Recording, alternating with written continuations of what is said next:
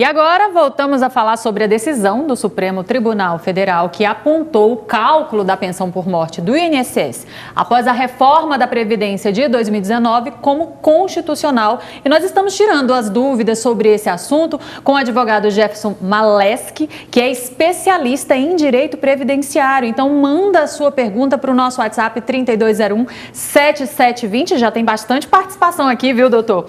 A minha amiga lá, Eliane Medeiros, ela mandou um áudio explicando a seguinte situação. Ela disse que a filha dela ficou viúva no último dia 8 e tem um filho de um ano e 8 meses, ou é só 8 meses, eu não sei se eu entendi direito, viu, Eliane?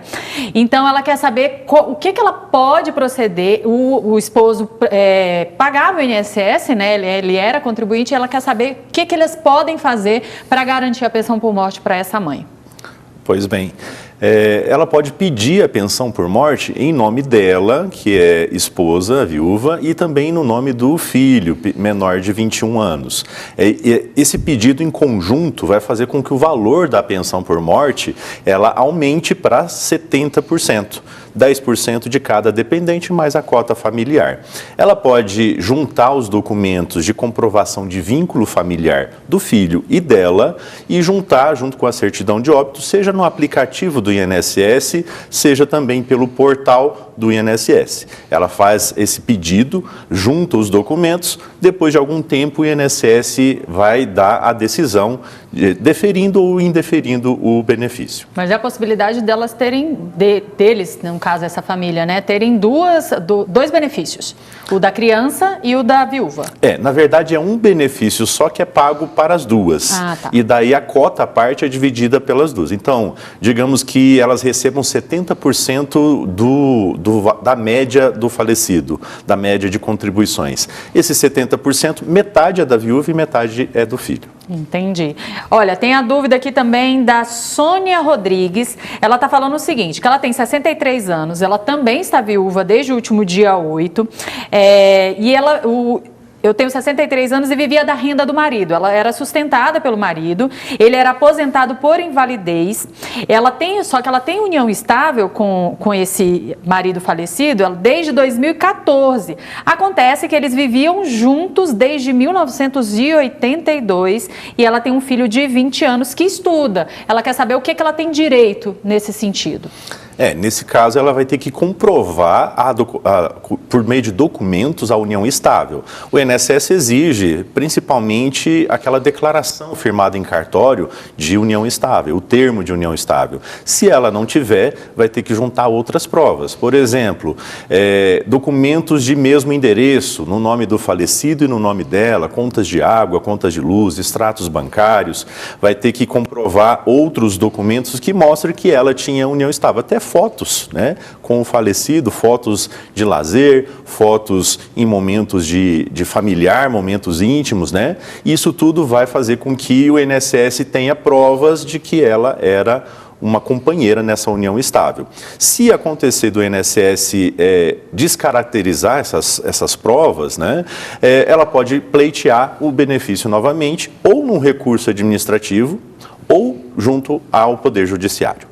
Olha só, uma telespectadora, ela não disse o nome, mas disse a dúvida é sobre a situação do esposo dela, o Sebastião, que tem 63 anos.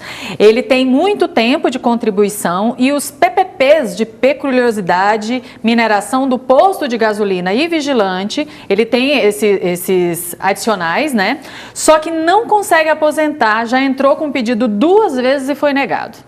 O que pode ser feito? Se ele entrou com esses pedidos administrativamente, agora ou recorrer para o Conselho de Recursos da Previdência Social ou abrir uma ação judicial junto ao Poder Judiciário. Então, o INSS, ele tem essa análise que ele faz e, em caso de indeferimento do segurado ou do pensionista não concordar com o resultado, ele pode recorrer administrativamente ou abrir uma ação judicial. Vamos para a nossa última pergunta aqui do dia, é a pergunta da Joyce. Ela está querendo saber, Joyce Santana, de Itararé. Acho que é isso, né, Joyce? Queria saber se quando o idoso morre e deixa um filho com deficiência, ele passa, o filho no caso, né, passa a receber a pensão por morte e se é para o resto da vida ou não. Isso, boa pergunta essa. No caso dos filhos pensionistas, eles têm um limite de idade até os 21 anos. Esse limite não se estende se o filho estiver na faculdade, fazendo faculdade até os 24. Ele é até os 21 anos. Só tem um motivo para ele se estender acima dessa idade, é se o filho for pessoa com deficiência. Essa pessoa com deficiência, essa deficiência ele tem que ter adquirido ainda quando o genitor, quando o pai era vivo.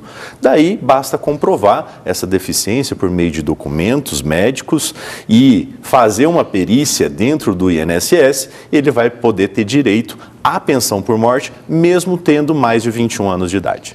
Perfeito, então, gente. Chegaram muitas mensagens, muitas perguntas aqui no nosso WhatsApp. Quero agradecer a participação de todos vocês. Algumas pessoas ficaram sem resposta, mas a gente vai tentar mais uma brechinha na agenda do Dr. Jefferson para ele voltar aqui e tirar essas dúvidas. Mas eu já quero agradecer aqui a sua participação, doutor, e as dúvidas que o senhor conseguiu tirar aqui para a gente. Muito obrigada. Eu que agradeço e fico à disposição. Muito obrigada, bom dia.